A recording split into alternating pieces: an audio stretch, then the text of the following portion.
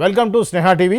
దేవాలయాల్లో నేలమాళిగలు, ముఖ్యంగా మనం అనంత పద్మనాభ స్వామి టెంపుల్ గురించి విన్నాము. తాజాగా పూరి జగన్నాథ్ టెంపుల్లో కూడా అలాంటి బంగారు నిధి నిక్షేపాలు ఉన్నాయని చెప్పేసి వెలుగులోకి వస్తూ ఉంది. దీనికి సంబంధించిన వివరంగా చెప్పడానికి వచ్చారు మన స్టూడియోకి దాసరి విజ్ఞాన్ గారు. వారితో మాట్లాడి మరింత డీటెయిల్గా తెలుసుకునే ప్రయత్నం చేద్దాం.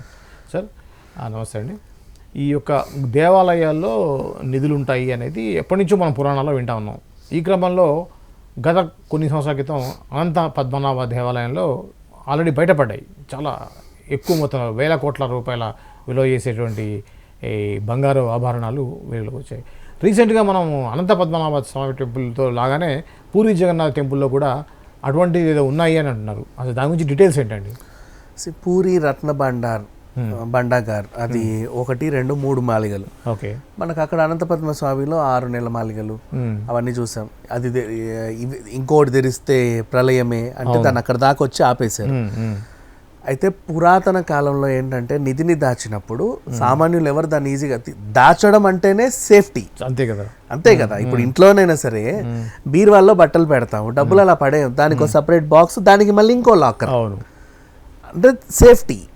ఇది తెరవాలి, తర్వాత అది కూడా తెరుచుకుంటే గానీ రాదు. ఇంకొంతమంది ఏం చేస్తారు, ఇది తెరిచి అది తెరిచి లోపల మళ్ళీ ఇంకో సేఫ్టీ లాకర్, దాని పాస్వర్డ్ నొక్కితే అది వస్తుంది. అంటే సేఫ్టీ ఇప్పుడు ఉన్న టెక్నాలజీ ప్రకారం. మరి పూర్వకాలంలో రాజులు ఆ టైంలో ఉన్నప్పుడు వాళ్ళకు కూడా సేఫ్టీ ముఖ్యం కదా. అప్పుడు వాళ్ళు ఏం చేసేవాళ్ళు, ఎవరికి తెలియని చోట దాన్ని దాచేవాళ్ళు. దాచిన తర్వాత నేలమాలిగలు నేలలో పెట్టేవాళ్ళు. అది కనబడొద్దు. Number 1 first కనబడొద్దు. కనిపించినా ఓపెన్ కావద్దు. ఓపెన్ అయినా సరే వాడు దోచుకోవద్దు. అట్లా ఇప్పుడు ఓపెన్ చేయడానికి ఏదో కొట్టి టపా టపా టపా కొట్టి ఏదో చేయలేము. 3 తాళాలు ఉన్నాయండి. ఇప్పుడు 3వ దానికి 3 దగ్గర 3 తాళాలు పెట్టారు. 3 అంటే అది తెరిచి ఇది తెరిస్తేనే 3 ఓపెన్ అవుతాయి. ఒకటి తెరిస్తే కూడా సగం ఓపెన్ అవ్వదు. అలా ఉంది. నెక్స్ట్ లోపల ఏం చేసేవాళ్ళంటే మంత్రించిన నాగబంధం పెట్టేవాళ్ళు, బాగా విషగాలులు పెట్టేవాళ్ళు. అంటే ఒక్క సైడ్ తిరగానే నీకు వచ్చే ఆ గాలికే నువ్వు స్పృహ తప్పి పడిపోతావు లేదా చచ్చిపోతావు. అట్లాంటివన్నీ పెట్టి అంటే దాచడం ఫస్ట్ ఆఫ్ ఆల్. ఒకవేళ ఇతనికే కావాలనుకుంటే ఎట్లా అని అడుగుతారు మళ్ళీ. ఆ రాజే కాబట్టి ఇక అతని కోసం ఇంకా ఎవరో ఒకరు బలవ్వాల్సిందే, తప్పదు. ఇంకా రాజు కోసం ప్రాణాలు అర్పించే వాళ్ళు బోల్డ్ మంది ఉంటారు కదా.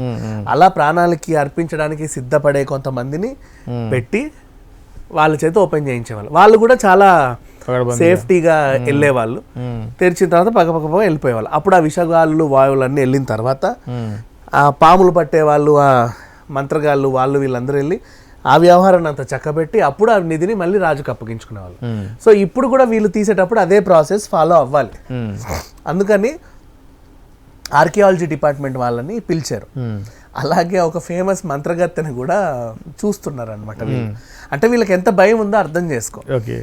అప్పటికే ఇంతకుముందు 1987లో కూడా ఒక కమిటీ ఆనందం తట్టుకోలేక వెళ్ళారు, తెరొద్దాం మనం ఏముందో చూద్దామని.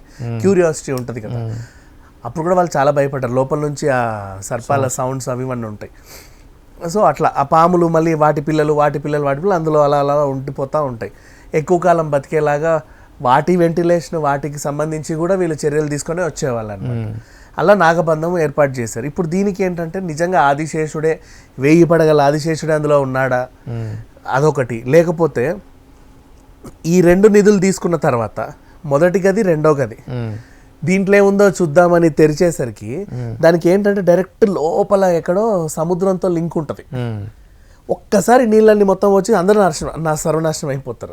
అట్లాంటివి కూడా ఉంటాయి కొన్ని చోట్ల. మనకి సాహసం లాంటి సినిమాలు చూస్తే నీళ్ళు వస్తాయి, ఏదో పుడితే ఆ నీళ్ళన్నీ మళ్ళీ ఎక్కడికో వెళ్ళిపోతాయి, లేదా మొత్తం మునిగి పైకి వస్తాయి. ఈ టైప్ ఆఫ్ టెక్నాలజీలు అప్పట్లో నిజంగా పెట్టారు. ఇప్పుడు మనము ఈ బావిలు, మెట్ల బావిలు చూస్తున్నామా, ఆ మెట్ల బావిలు ఉండేవి. మెట్ల నీళ్ళ కోసం అని మనం అనుకుంటాం. దాని లోపల కూడా ఎక్కడెక్కడ ఏదో మూలకి నిధులు పెట్టేవాళ్ళు. సో ఇలా దాచుకునేవాళ్ళు. దాచుకోవడానికి అంతే కదా, ఇంకేమున్నాయి. ఇప్పుడు ఖచ్చితంగా రాణిగారి రూమ్కి వెళ్తే అక్కడ అల్మరా ఉంటుంది, ఆ అల్మరాలో నగలు ఉంటాయి అనే రోజులు కాదు అవి. అప్పట్లో ఎక్కడో నిధి పెట్టుకునేవాళ్ళు. వీళ్ళు అలంకరణకి సంబంధించి అక్కడెక్కడో ఉంచుకునేవాళ్ళు. దాన్ని 10 మంది కాపలా ఉంచేవాళ్ళు. ఆ విధంగా ఉండేది. సో ఇప్పుడు దీన్ని తెరవడానికి వీళ్ళంతా కమిటీ వేశారు. భయం అయితే ఉంది, తెరిస్తే ఏమవుద్దో అని ఆందోళన కూడా ఉంది. తెరవడానికి కూడా ఇంకా పర్మిషన్లు తెచ్చుకున్నారు, సిద్ధం అయ్యారు. నన్ను అడిగితే ఇంకో వారం పట్టొచ్చేమో. ఓకే. అయితే ముఖ్యంగా సామాన్య ప్రజలు అనుకునేది ఏంటంటే దీని వెనకాల ఒక రాజకీయ ఉద్దేశం కానీ, లేకపోతే ఆ యొక్క ఆలయ కమిటీలో కొంతమంది ఈ యొక్క భక్తులు ఇచ్చినటువంటి కాணிకల్ని దాన్ని వాళ్ళ సొంతం చేసుకోవడం కోసం అక్రమంగా ఏదో చేస్తున్నారు, అందుకే ఇన్ని రోజులు ఆగింది అంటారు. ఇది మీరు చెప్పినట్టుగా 1987లో నవీన్ పట్నాయక్ సంథింగ్ ఆ టైంలోనే ఒక కమిటీ వేశారని, 3వ తాళం చేయి పోయిందన్నారని, అది కనిపించట్లేదని చెప్పేసి అన్నారు. రీసెంట్గా వచ్చేసి దాని యొక్క డూప్లికేట్ కీ దొరికింది అంటున్నారు. సో ఇప్పుడు ఇదంతా ఏంటంటే ఆల్రెడీ ఉన్న నిధి నిక్షేపాలు ఉండగా కొత్తగా భక్తులు వేసేటువంటి కార్యక్రమాలు కూడా దాంట్లో పెడతారట. సో ఆ గదుల్లో పెడతారట. సో దీన్ని మనం ఏ విధంగా చూడొచ్చు? నిజానికి అక్రమంగా ఇప్పుడు ఆ యొక్క టెంపుల్ యాజమాన్యం, టెంపుల్ యొక్క ధర్మకర్తలు ఏమవుతున్నారో వాళ్ళు దాన్ని ఏమన్నా అక్రమంగా తీసుకునే అవకాశం ఉందంటారా? అవకాశం ఉంటుంది సార్. ఎందుకు చెప్పనా, అప్పటి టెక్నాలజీ ప్రకారంగా సేఫ్టీ అనేది వాళ్ళ సేఫ్టీ ప్రకారంగా అట్లా దాచుకున్నారు. అవును. ఇప్పుడు మనకు అంత సేఫ్టీ లేదు. అవును. బ్యాంక్ లాకర్లకే సేఫ్టీ లేదు. అవును. సో ఖచ్చితంగా దాన్ని అకౌంట్ ఓపెన్ చేసి బ్యాంకులో చెప్పాలి. ఎందుకంటే జనాలకు కూడా చెప్పాల్సిన అవసరం ఉంది. వాళ్ళ ఎంత వచ్చినా వాళ్ళు మాట్లాడుకోవడం కాదు, చెప్పాలి. అది ఇట్స్ అన్ ఓపెన్ సీక్రెట్. ఇప్పుడు తిరుమల తిరుపతి దేవస్థానం ఆస్తి ఈ ఏడాది 30 కోట్లు, నెక్స్ట్ 350 కోట్లు, తర్వాత 1400 కోట్లు, అట్లా చెప్పాలి జనాలకి. కానుకలు వస్తానే ఉంటాయి, చెప్తా ఉండాలి. అప్పుడు అక్రమాలు జరగవు. అందరికి తెలిసి ఉండాలన్నమాట అకౌంట్స్. లేదు బట్ ఒక్క ఉంగరం తీసుకున్న ₹1,00,000 అండి, అంతే కదా దేవుడివి. వాళ్ళు ఇంకా కాస్ట్లీ వైడూర్యాలతో రత్నాలతో పొదిగి చేస్తారు. ఇప్పుడు అనేది కూడా ఇప్పుడు ఏదైతే పూరి జగన్నాథ్ టెంపుల్లో ఉన్నటువంటి ఆభరణాలు ఒకవేళ బయటకు వచ్చినా కూడా వాటిని వాల్యూ పెట్టడానికి ప్రపంచంలో దాన్ని వాల్యూ చేసేవాళ్ళు లేరట. కొన్ని రకాల రాళ్ళు అయితే ఉన్నాయో ఆ రాళ్ళు ఎంత క్యారెట్ ఎంత విలువ అనేది ఇప్పుడు లెక్క తేలదట. అయితే మనకి ఇప్పుడు కోహినూరు అత్యంత విలువైనది అంటున్నారు. మేబీ ఈ దేవుడి దగ్గర కూడా ఏదన్నా రాయి బయటకు వచ్చి అది ఇంకా విలువైనది ఉండొచ్చు. ఆ లోకంలో అంటే ఎప్పుడు కొన్ని వేల సంవత్సరాలు అప్పుడు తవ్వి చేసినటువంటి వజ్రాలు వైడూర్యాలు ఎంత కాదనుకుసి ఆ రాయి విలువ కంటే కూడా అది పురాతనమైనది అనే దాని విలువే ఎక్కువ ఉంటుంది. ఇంకా చెప్పాలంటే యాంటిక్ పీస్ కదా, అంతే కదా. యాంటిక్ ప్లస్ యాంటిక్ లోనూ విలువైంది. అవును. ఇప్పుడు పాత విగ్రహం దొరికింది, ఆ విగ్రహమే కొన్ని కోట్లు ఉంటాయి. ఆ విగ్రహం బంగారుదైతే ఇంకెంత ఉంటుంది? ఆ బంగారం వాల్యూ ప్లస్ ఆ విగ్రహం కున్న పురాతన వాల్యూ, అది రెండు కలిపి వీటి కాస్ట్ ఇంకా హై. ఓకే, అట్లా ఇప్పుడు ఈ యొక్క పూరి జగన్నాథ్ టెంపుల్ సంబంధించి ఏం చేయబోతున్నారు? యాక్చువల్గా ఈ వారం 10 రోజులు తెలుసా అంటే భయపడుతున్నారు. ఇంకా పర్మిషన్లు వచ్చి అన్నీ వచ్చాయి. డాక్టర్లను పెట్టుకున్నారు. అంటే పాము కాట్లు లాంటి ఏమన్నా విశేష వాయువులు ఏమన్నా వస్తే వీళ్ళని సేఫ్టీ అవి కూడా వేసుకుంటున్నారు.